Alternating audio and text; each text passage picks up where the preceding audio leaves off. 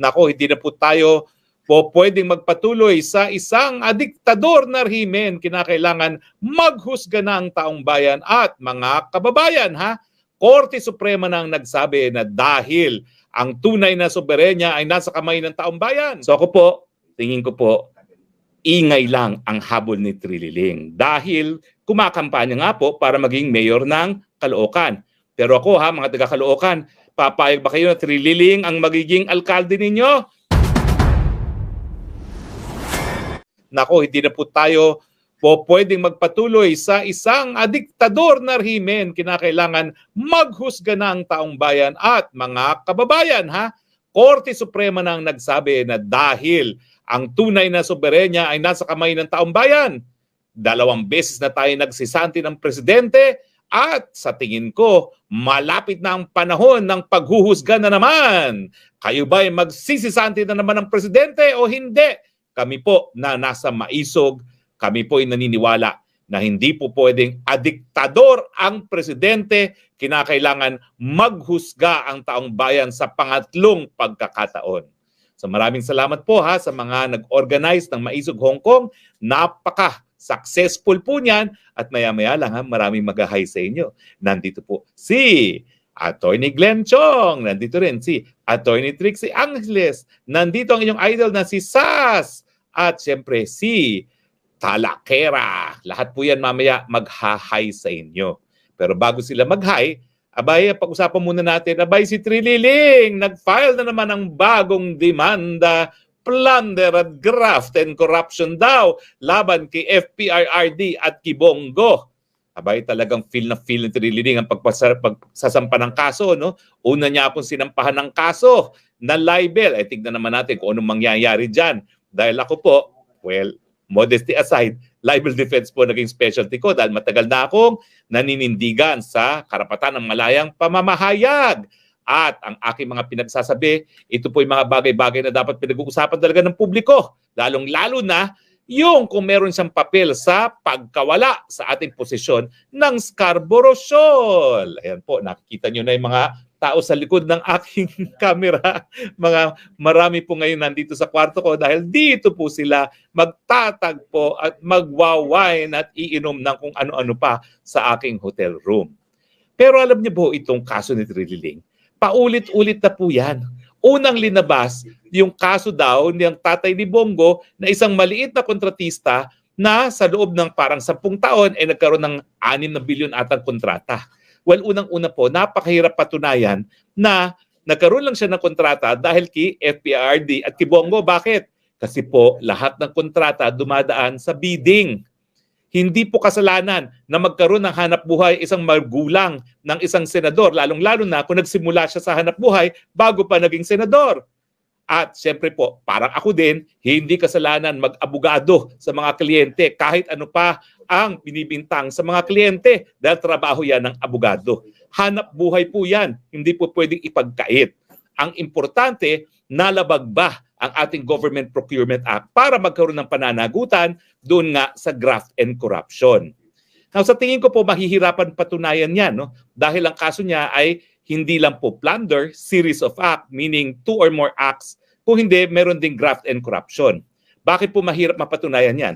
Well, bukod pa dun sa dumaan naman sa tamang bidding yan, pangalawa, natapos sa mga proyekto, meron po yan tinatawag na COA observations. Ang alam ko po, wala namang negative observations sa COA sa kahit ng mga proyektong ito. So, ibig sabihin, walang nalabag na batas. At pangatlo po, kinakailangan hindi mo lang mapakita na ito'y na-award doon sa tatay niya dahil siya'y pinaburan na mahirap na patunayan dahil nga po competitive and public bidding ang lahat ng proyekto ng gobyerno. Kung hindi, kinakailangan mong ipakita na nakinabang sila ng material. Kumita sila dahil doon sa kanilang ginawa. Kung dumaan naman sa proseso, talaga naman pong lahat ng kontratista, meron po talaga silang profit margin ng mga more or less 30%. Dahil wala naman pong magnenegosyo kung hindi sila kikita, di ba? At hindi naman kaya gawin ng gobyerno lahat ng mga proyektong yan. So sa tingin ko po, ang mahihirapan sila doon sa unang-una, dumaan sa public and competitive bidding. Pangalawa, walang negative observations ang COA. At pangatlo, hindi po nila mapatunayan ang pakinabang lalong-lalo na ni FPIRD. Alam nyo ba na ang bahay ni FPRRD ay napaka-humble? Wala pong karangyaan sa kanyang buhay itong si FPRRD. Sa totoo lang po ang bahay niya, naku, mas maganda pa ang bahay ko. Kasi nga po, si FPRRD hindi talaga nag-practice ng law. Siya ay naging fiscal, tapos naging vice mayor na at naging OIC vice mayor at naging mayor. Ako, 34 years naman po ako ng practice sa law. No? Doon sa 34 years na yan, 4 na taon lang ako nasa gobyerno. 1.5 years, pwede pa ako mag-practice. Kung ako'y congressman, bawal lang umapir sa hukuman.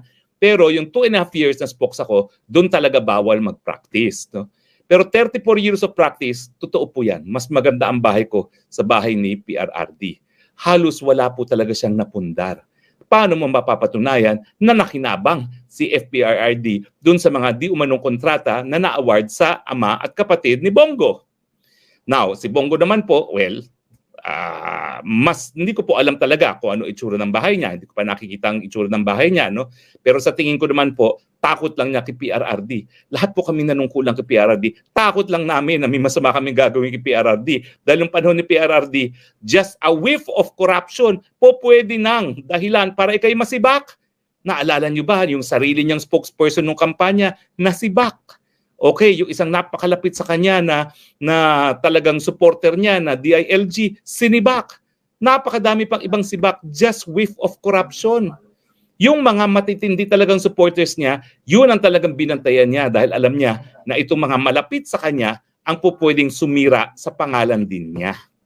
So ako po, tingin ko po, ingay lang ang habol ni Trililing dahil kumakampanya nga po para maging mayor ng Caloocan. Pero ako mga taga-Caloocan, papayag ba kayo na Trililing ang magiging alkalde ninyo? Naku, wag naman po.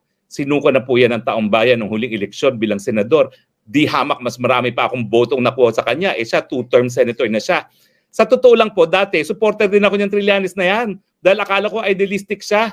Until na-notice ko, abay, bilib na bilib sa sarili na parang siya ay Panginoon na magsasalba ng Pilipinas sa lahat ng problema. Pwede ba yun na siya lang ang tama? Well, anyway, yan po ang dahilan. Kaya ayaw ko talaga yung mga dilawan na yan. Kasi para silang, kami lang ang tama. Kami lang ang mabuting pwedeng gawin. Lahat kayo, wala kayong kwenta. Ayun, naging tunay na dilawan at pinklawan ng Triling at dahilan kung bakit hindi ko na siya sinusuportahan. Gusto ko siya nung rebelde siya, nung panahon ni GMA. Pero nawala na po yan. Dahil siguro nalamon na siya ng sistema nung siya'y naging senador. Siyempre, nandyan na yung mga budget ng senador na liquidation by certification at siyempre nandyan ang mga tongpats na mga proyekto. Nalamon po siya ng sistema. Pero dati talaga hanga ako sa kanya nung siya'y naninindigan. No? Although, kaiba ang kanyang paninindigan. No? Abay, mahilig magkudita pero puro 5-star hotel. Saka naman nakakita na coup-platter na mahilig sa 5-star hotel. Ay, naku po. Ibang klase po talaga ang kanyang bersyon ng pagiging rebelde. Yan po si Mark na palagi niyong nakikita sa screen. Akala niya hindi niya ako nakikita. Pero ngayon, Attorney Glenn Chong, mag-hi ka nga. Nandito sila. Ito po, nasa kwarto ko na si Glenn Chong. Ito po, ang best friend ni Liza Araneta.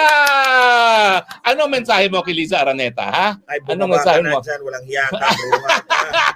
Wala kang silbi sa bayan. Hindi lang si Glenn Chong nandito. Si Sas.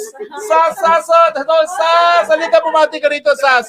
Bati ka. Hindi. Dito muna si Lorraine Badoy is in the house. Hello. Diba? Lahat ng mga bangungot ni Bongit at ni Lisa naririto sa isang kwarto. Ay, nako, si Trixie Cruz Angeles, Secretary Trixie, at sila. Sino pa? Bakit si Sas ayaw kumaway? Nako, anong pa-effect ni Sas ayaw magkaway? Dahil sabi niya, magsasarili raw siyang vlog. Kaya mamaya pa siya. No? Pero nandito po kami, mag-happy-happy kami at magpaplano para sa kinabukasan ng ating bayan. So ano po mga feedback ninyo? Naniniwala pa kayo dito sa bagong sinampang kaso laban na naman kay FPRRD? Ako po, yan ay case in support of election